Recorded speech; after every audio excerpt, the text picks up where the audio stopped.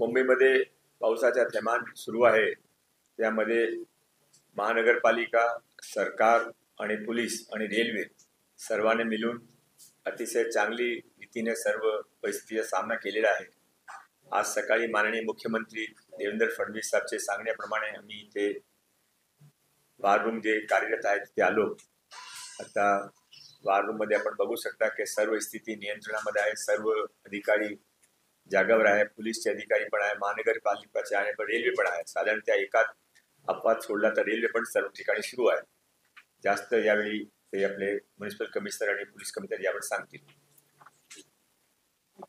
गेल्या 48 तासापासून मुंबईमध्ये मोठ्या प्रमाणावरती पाऊस चालू आहे। रेड अलर्ट देखील जाहीर करण्यात आलेला आहे आणि त्याचा विचार करून आपण काल सर्व शाळा, महाविद्यालय, शैक्षणिक संस्था यांना सुट्टी जाहीर केली होती। आज शासनाशी सल्लामसलत करून आपण सर्व शासकीय कार्यालय, निमकार्यालय, निमशासकीय कार्यालय यांना देखील सुट्टी जाहीर केलेली आहे आणि खासगी कार्यालयातल्या लोकांना देखील आवाहन केलेलं आहे की शक्यतो वर्क फ्रॉम होम करावं आणि कार्यालयामध्ये येऊ नये, जेणेकरून वाहतुकीवरचा ताण कमी होईल। गेल्या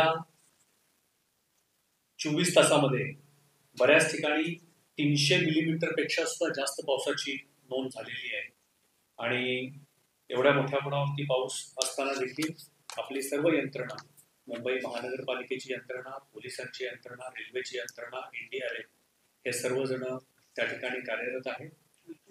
ज्या ज्या ठिकाणी पाणी जमा होतंय त्या त्या ठिकाणी पंप लावून जवळपास 256 पंप आपले या ठिकाणी कार्यरत आहेत आणि आवश्यकतेप्रमाणे त्यांची संख्या कमी अधिक होत असतील। या वेळेला सध्या मध्य रेल्वे, पश्चिम रेल्वे ही वाहतूक सुरळीत चालू आहे।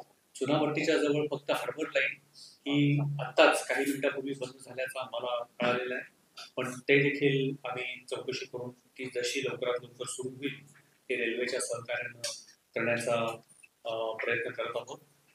मिठी नदीची पातळी ही सकाळपासून वाढत चाललेली आहे आणि त्या ठिकाणी मिठी नदीची पातळी ही जवळपास आता 3.9 मीटर म्हणजे 3 मीटर 90 सेंटीमीटर एवढी वाढलेली आहे।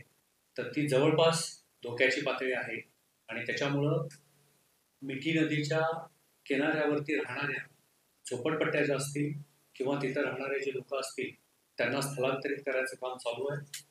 महापालिका आणि पोलीस या दोघांनी तिथून आतापर्यंत 400 लोकांना स्थलांतरित करून जवळच जी MM म्युनिसिपल स्कूल आहे त्या ठिकाणी त्यांना शिफ्ट केलेलं आहे। त्यांची राहण्याची, जेवणाची व्यवस्था करण्यात आलेली आहे। आता सध्या मिठीची जी काही पातळी आहे ती नियंत्रणामध्ये येत आहे, पण ती जर पातळी वाढली तर कदाचित अन्य काही लोकांना देखील त्या ठिकाणी आम्हाला स्थलांतरित करून त्यांची व्यवस्था करावी लागेल। त्याची देखील या ठिकाणी पूर्ण तयारी करण्यात आलेली आहे। भरतीची, उच्चतम भरतीची जी मर्यादा आहे ती आता संपलेली आहे वेळ, त्याच्यामुळे आता पाणी कमी होत चाललेलं आहे आणि पुढच्या 1 तासामध्ये जर पाऊस हा साधारणतः राहिला तरी देखील हे जे काही पाणी जमण्याची साचलेली ठिकाणं आहेत तिथलं पाणी सगळं मुक्त होईल असं मला वाटतं। परंतु आता IMD असेल किंवा अन्य काही ज्याचा आपण भविष्य मान्सूनचा आपण अंदाज घेतो तर त्याच्याप्रमाणे अजून पुढचे काही तास मुंबईमध्ये फार मोठ्या प्रमाणावरती पाऊस होण्याची शक्यता आहे।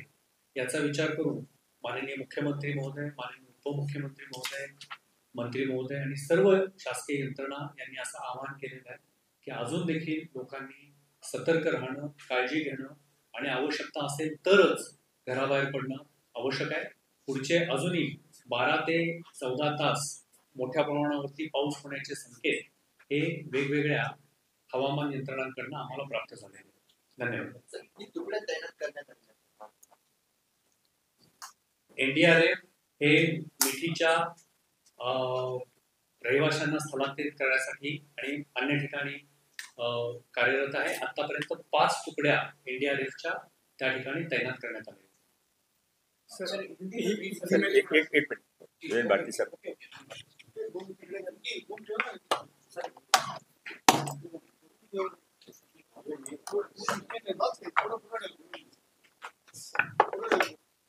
कालपासून चालू असलेल्या पावसाची स्थिती बघून मुंबई पोलिसांनी बृहन्मुंबई महानगरपालिका व इतर सर्व एजन्सीशी संपर्क साधून व्यवस्थित बंदोबस्त लावलेला होता. त्यामुळे सामान्यांना थोडीफार अडचण झाली, पण ते व्यवस्थितपणे बंदोबस्त असल्यामुळे त्यांना वेळेच्या आत आपण रोड डायव्हर्ट करून आणि इव्हॅक्युएट करून योग्य ठिकाणी पोहोचवलं. आणि विशेषकर लहान मुलं वगैरे जे सकाळी होते अडचणीत सापडलेले त्यांना व्यवस्थित घरपोच केलं.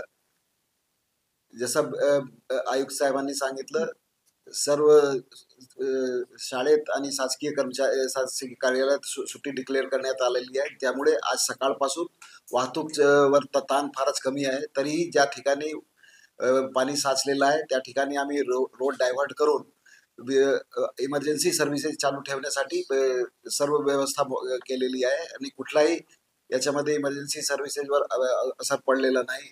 पुढच्या येणाऱ्या काळात आता मिठी नदीच्या काठीत राहणारे जे लोक आहेत त्यांना इव्हॅक्युएशनचे प्रोसेस चालू आहे. त्याच्यामध्ये सर्व यंत्रणा मिळून काम करत आहे आणि कुठलाही याच्यासाठी आम्ही आमचे पोलीस कंट्रोल रूम आणि महानगरपालिका जे कंट्रोल रूम आहे त्याच्यावर सर्व सुविधा उपलब्ध करण्यात आलेली आहे. कुठल्याही नागरिकांनी काही जर विचार केला पूछ केली तर त्यांच्याकडे घरपोच आम्ही तिथपर्यंत माहिती पुरवण्यापासून ते काही वस्तू पुरवण्याचं काम ते पण चालू आहे पोलिसांच्या मार्फतीने.